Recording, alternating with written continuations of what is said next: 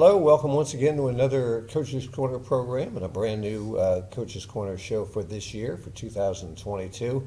Along with me today is boys basketball coach Jamie Pearson to my right and girls basketball coach Corey White to my left. And well, it's been a long time since we've gotten together. It's been about 4 weeks. So Jamie, just kind of look back in the last month or so, a lot of games that we're going to look at here in just a little bit. Yeah, it's when you're a coach, it goes really fast. So it's a blur for us, and it's who did we play last, and how can we get better, and who do we play next. But I'm real happy with my guys. It's all you'd expect under a first year coach. You have some things that go really well, and you have some teachable moments. So for us, we just keep it simple. We're just trying to get better every day, and for the most part, the kids have really bought in with that. So no complaints here.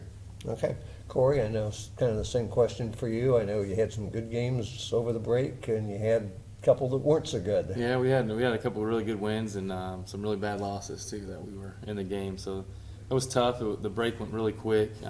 We start the second half of our league play tomorrow, which is kind of unbelievable. I mean, we have a little over a month left of girls basketball before tournament play. So break was good. We had really good practice, had a lot of fun over break. But like Coach Pearson said, it's just game by game, trying to get better each and every day. All right, and like the boys, we'll come back and take a look at a lot of the girls' highlights from the Christmas break as well. When we come back, we'll look at some of the boys' highlights with Jamie Pearson. We'll do that right after these words.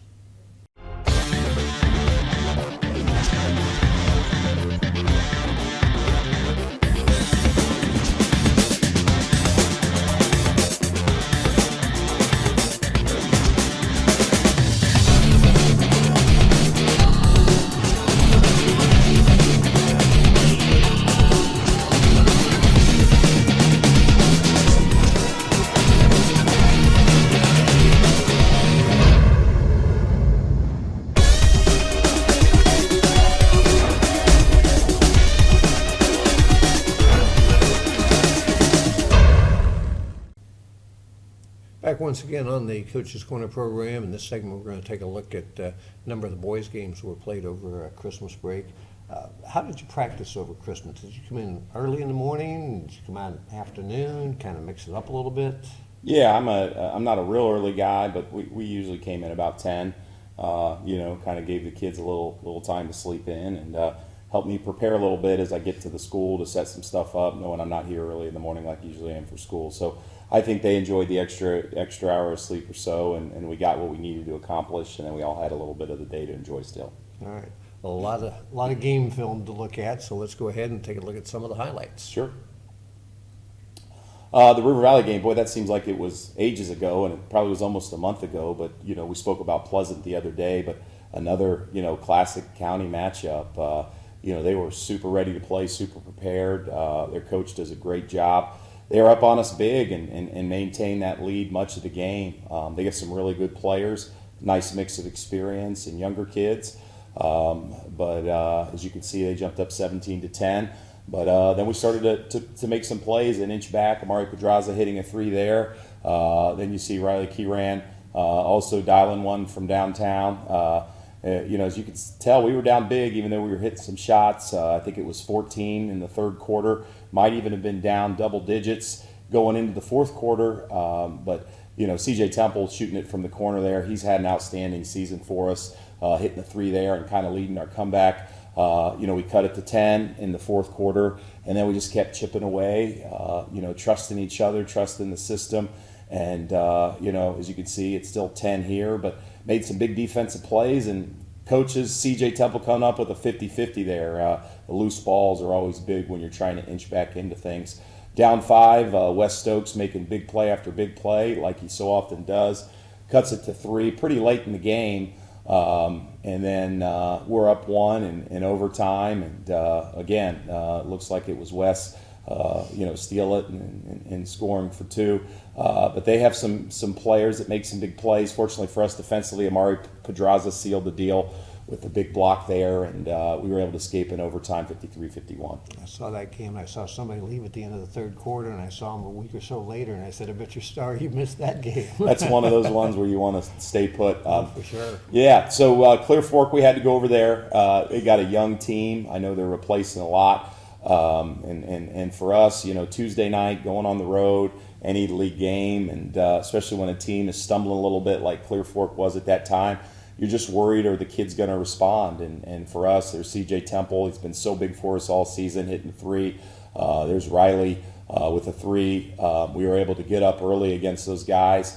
And there you see our press bothering them a little bit. Riley with a nice finish there, and one. And, we were able to get out of there with a pretty convincing win. And, again, you got guys like Wes Stokes. And for us, as you see our transition there, we get our transition going. It really is who we are. It doesn't always happen in the first quarter or the second quarter, but it sets up our pressure. We want a fast-paced game. And our kids that night were able to do that. Jeff Jones been hitting the rebounds all game. He's been doing that all season for us. He's a junior. And then Amari Pedraza with the big dunk there. I know that fires our guys up, and the crowd likes to see it too.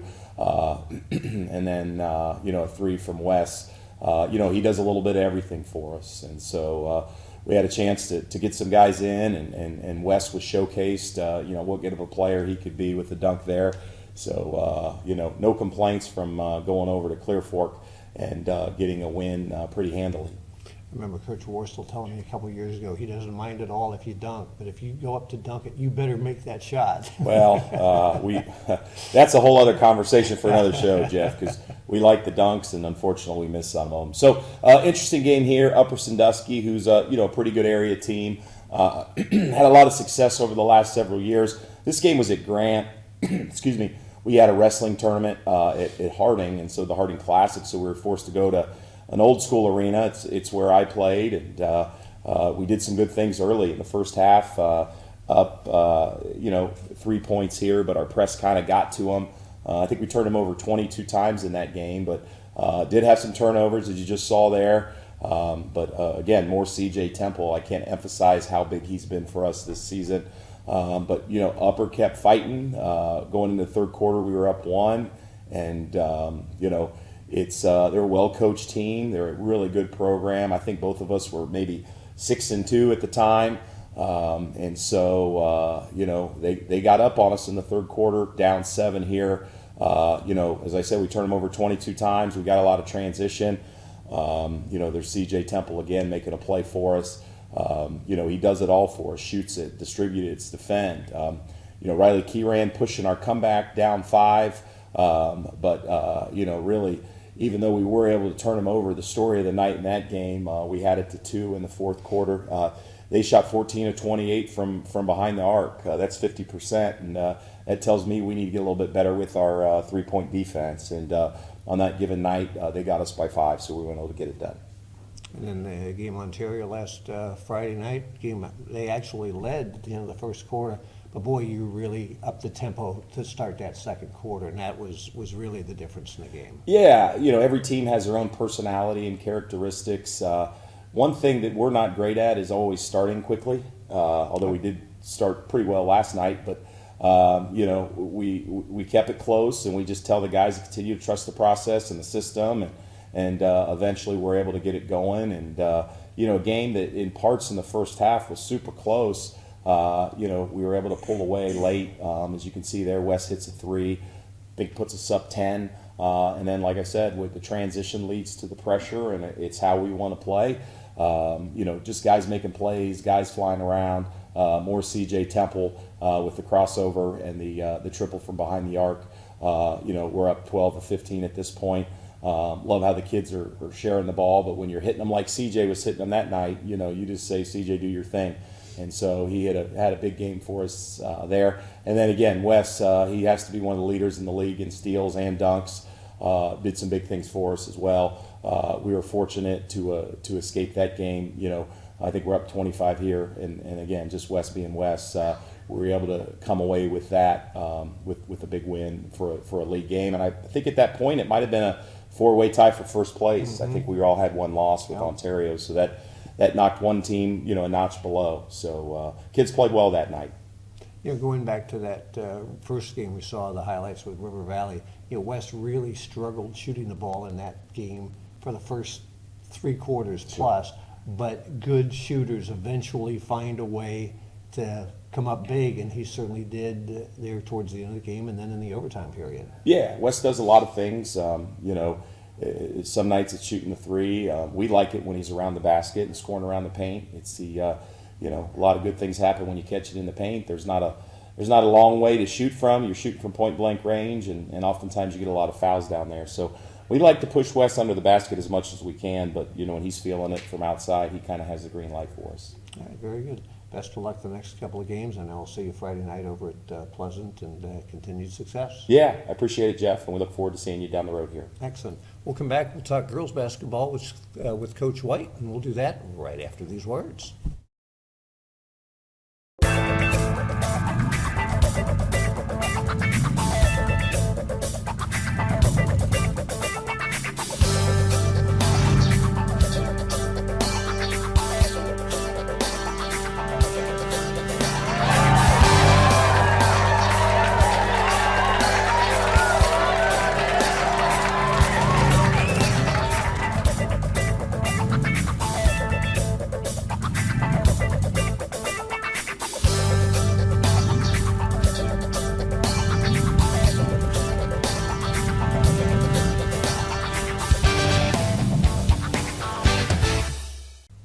Once again, back on the Coach's Corner program. This segment, we're going to talk girls basketball.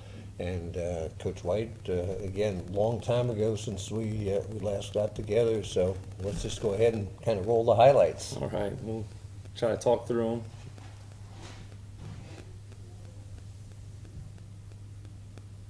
Yeah, River Valley, December 17th. So this was a fun game. It was our ugly Christmas sweater game. Yeah.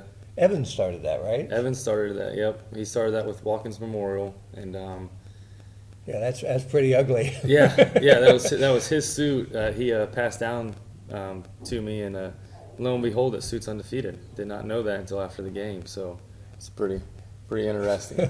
But yeah, River Valley wanted to do that with us. So it was a fun game. In those games, you're always nervous, or our girl's going to show up, or is this going to be a distraction, and we won't be focused, but.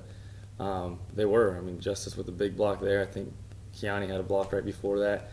We played great defense that night. We were able to execute when we needed to execute offensively. Every quarter of that game was a tie, which is pretty interesting. Remarkable. Yeah, it was nerve-wracking to say the least. That means you're pretty evenly matched then, doesn't it? Yeah.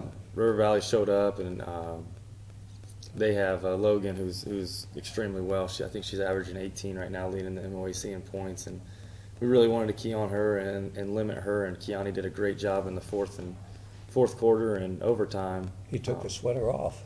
Yeah, it got hot. It got extremely hot, and I couldn't sweat anymore, so I had to take the jacket off. And then the pants just looked like pajamas, so then I realized I didn't look very. That wasn't a good look. No. So that was a fun game. Our girls showed up, and we showed up. And we got that win. It was huge. And then we turned around and we played Clear Fork. Was that the very next night? 2 days later. 2 days later.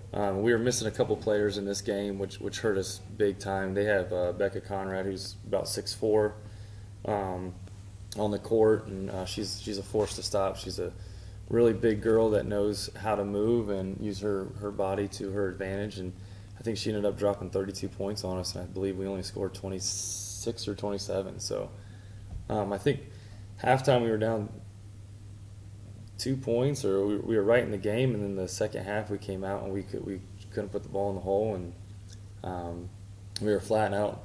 I know it'll catch up with us a lot this year, not having a very deep bench, and I think our girls were just exhausted, and we asked a lot of our starters to play the majority of the game.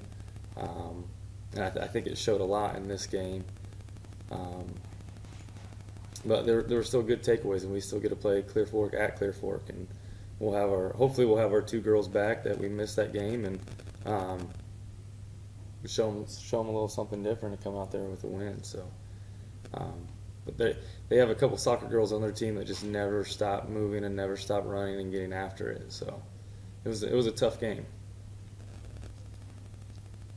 But yet, at that point, you were only down 2, so you were in it until late. Yeah, we were in it until I think it was about the third, fourth quarter. They just kind of ran away, and we were a little sluggish. Then we made the trip. I believe the next Tuesday to Toledo Scott. It was a fun trip. If you've never been to Toledo Scott, I have not. It's a really neat stadium they have there. We talked about the first half. You can see on the film right there when Maurice gets a steal and finishes, those windows in the background make it a little difficult to shoot some open court shots there with that in the background. But it was a fun game, fun bus ride home.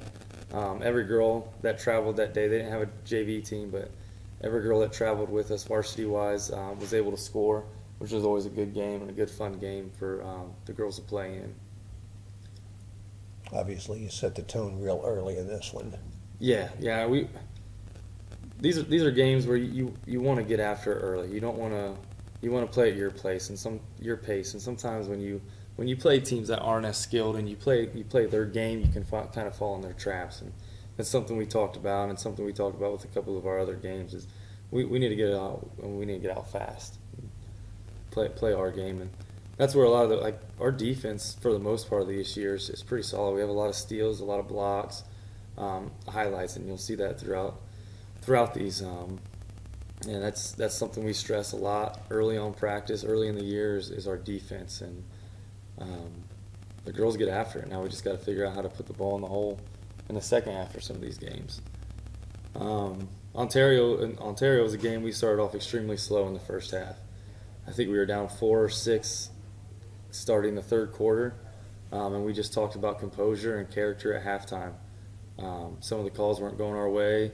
Fans were getting upset. I was getting upset. The frustration was starting to show in the girls in the first half, and they came out the second half and were a completely different team, and we pulled away and won by, I believe, 12 or 14, 16 or something like that. So it was a really good turnaround game for our girls to be down and be able to fight back and come back and win.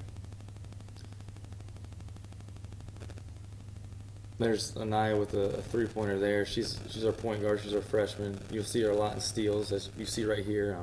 But getting her offensive game going is going to be huge. Her and Kamarice, we got to get them more involved offensively this second half of our league game. So it should be interesting. I think they're getting a little more comfortable, getting some more confidence, and I think the girls are starting to believe a lot in them too. So. Justice, that was a big 3 for Justice. Her shot was not falling in the first half. I know she banked it in, but she had a big smile on her face and just out there playing with energy. That's always big when you're playing basketball if you have energy. A nice 16-point win there. Yeah, it was a great comeback win. Here we have Olentangy. We played them last Tuesday. This was a game we were flat. I think we talked about this in one of our first couple coaches' corners where we didn't have a whole lot of energy. The gym was quiet. We just got back from break. Over break, we had practice about every morning, about 8 a.m. to try to keep them on their sleeping schedule so they're not up super late and they still have to wake up early.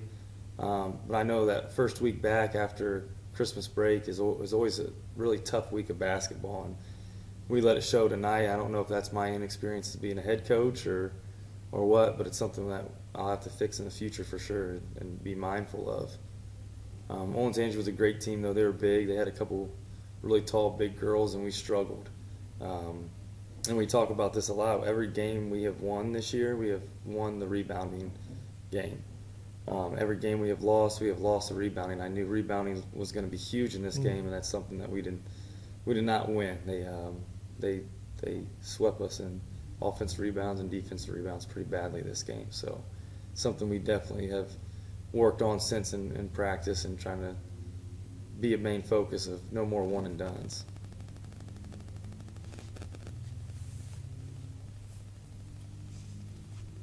There's Kiani with another block here after she just made a really good 3-point shot. She gets after it, and I don't tell her she does a good job enough. But she gets after it, and I'm looking forward to her having a really great big second half of the league play this season. So a lot of teams are starting to key in on her and trying to take her away from the offensively from us. So it's something we're gonna have to try to figure out. Like Pleasant did a really good job shutting her down the second half and really trying to key in on her and Justice. So we're gonna have to get some of the other girls the ball in their hands a little bit more and open things up.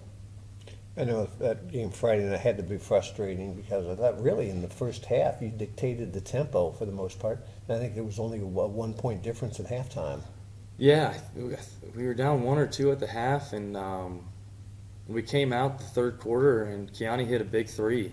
And I'm like, great, this is great. This is what we just talked about. We want to have a really big first 2 minutes of the third quarter. And if we can keep that going, the game will be on our hands. And then our next, I think, 4 or 5 possessions down the floor, we had a really couple good defensive plays where we had a steal, and Keani had a good breakaway, and she missed a layup with a lot of body contact. And I don't know if we let the refs get in our heads by some of those non-calls, but we missed about 4 or 5 layups that we could have had or shots. And after that, we were trying to play catch up, and that's not our specialty. Right. It was a tough one, and the girls played hard. I mean, I couldn't get after them for not playing hard. It's just we have to figure out in practice how to get some more shots to fall. And I think offensively, I think a lot of that's in the off season. We didn't have a spring, we didn't have a summer, and shooting the ball and getting your shot down is really an off season thing. It's hard to fix during the season, especially when we're in the middle of the season. But something we did a lot on Saturday. We had youth league, so we really.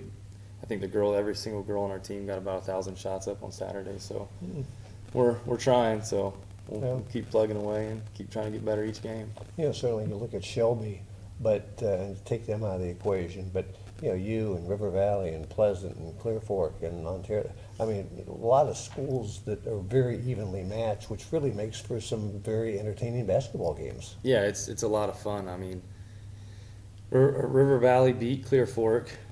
Clear Fork beat Pleasant. We beat River Valley. Pleasant beat River Valley. So I mean, it's like it's whoever who shows up that night to play basketball. It's a lot of fun. It's a lot of fun to game plan for and figure out what we're going to try to do to win this game. And I'm really looking forward to getting back at River Valley and Clear Fork and Pleasant and playing them one more time. All right, very good. Good luck this weekend. Thank you. Look forward to doing it again next week. Thank you. It's going to wrap it up for Coach White and the girls program. We'll come back and we'll wrap it up with Coach Pearson and Coach White. We'll do that right after these words.